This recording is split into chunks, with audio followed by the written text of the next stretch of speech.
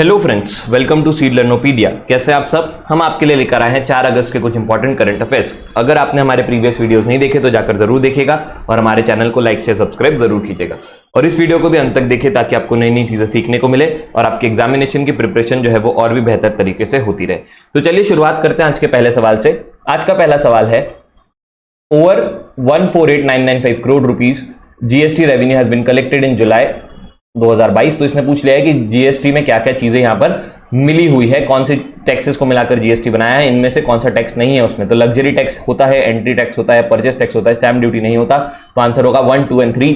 तो ये आंसर है आपका 1, 2 एंड 3 ओनली। देखिए क्या हुआ कि हमने सोचा कि इनडायरेक्ट टैक्सेस इतने सारे इंडिया में लग रहे हैं तो उनको सबको हटाकर एक ही टैक्स लिया है जिसका नाम है जीएसटी, और जो हम लोग किस तारीख से 1 जुलाई 2017 से लागू कर चुके हैं। ठीक है, और इसमें जो टैक्सेस आपके इंक्लूडेड होते हैं वो होते हैं VAT, CST, luxury tax, entry tax, purchase tax जो बता चुका हूं मैं यहाँ पे, एंटरटेनमेंट टैक्स जो लगता था आपका वो, ठीक है, मूवीज वगैरह पे, एडवर्टीजमेंट का टैक्स लगता था यहाँ पर, परचेस टैक्स, ये सारी टैक्स यहाँ पर जो है मर्ज कर दिए गए। अब आपको ये सारे टैक्सेस अलग से नहीं लगते, ये चीज आपको ध्यान रखना है। और इसीलिए 1 जुलाई को हम लोग क्या मनाते हैं? जीएसटी डे मनाते हैं। और इस बार जो है हमारा जीएसटी का कलेक्शन जुलाई में कितना है? 148,995 करोड़। तो ये वैल्यू भी आपको ध्यान रखनी है।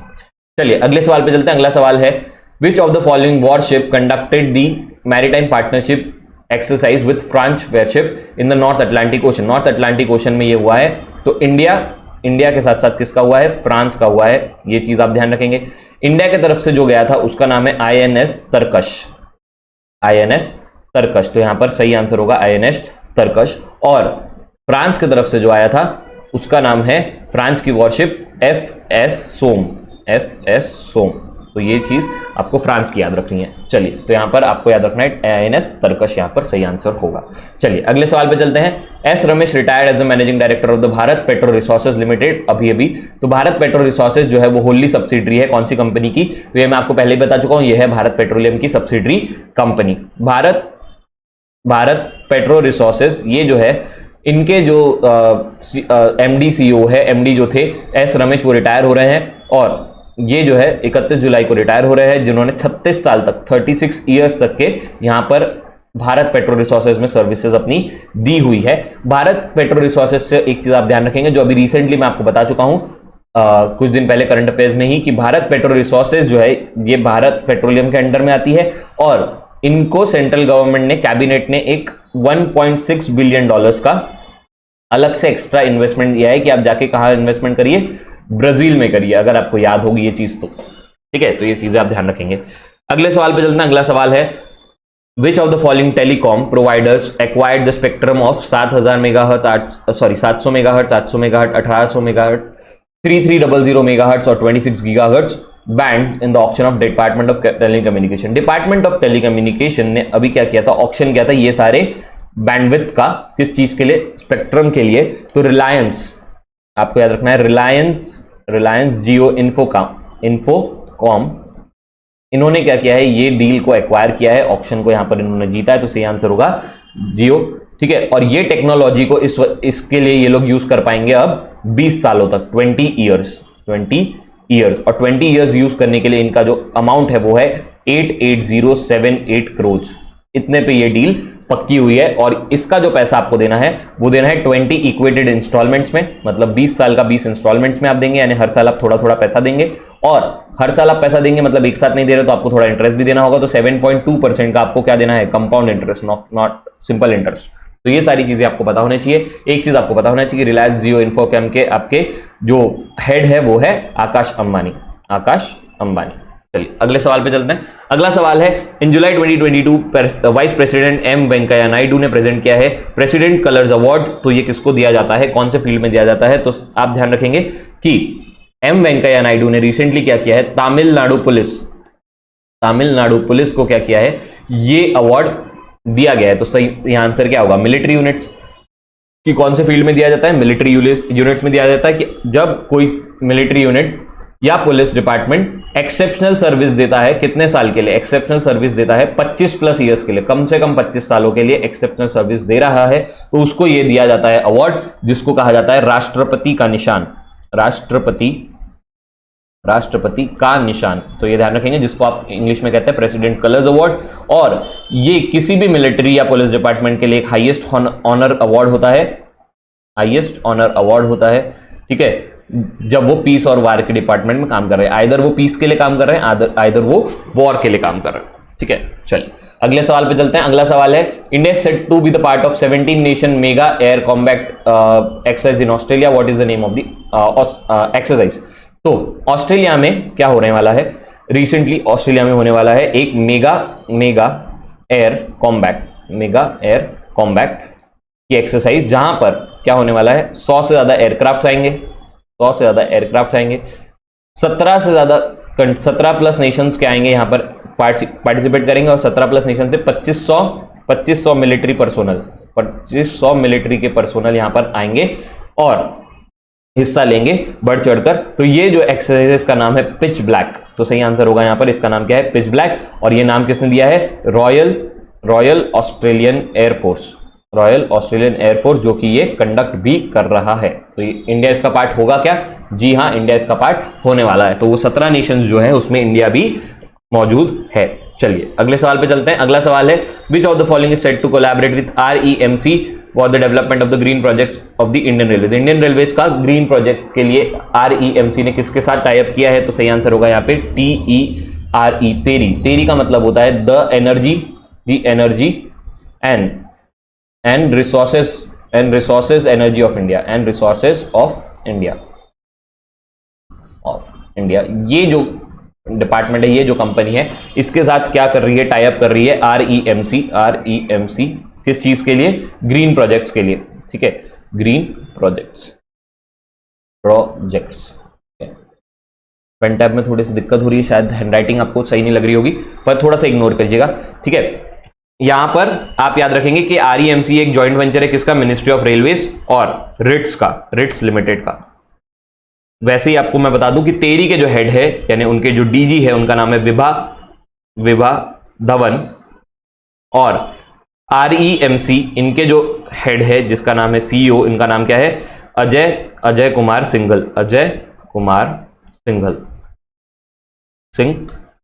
तो ये दोनों चीजें आप ध्यान रखेंगे। चलिए अगले सवाल पे चलते हैं। अगला सवाल है, according to RBI norms, balance of savings and current accounts that are not operated for how many years are classified as unclaimed deposit.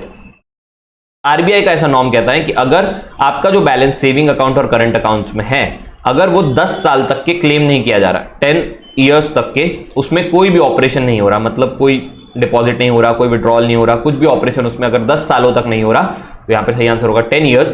तो उसको हम लोग क्या करेंगे, अनक्लेम्ड डिपॉजिट घोषित कर देंगे।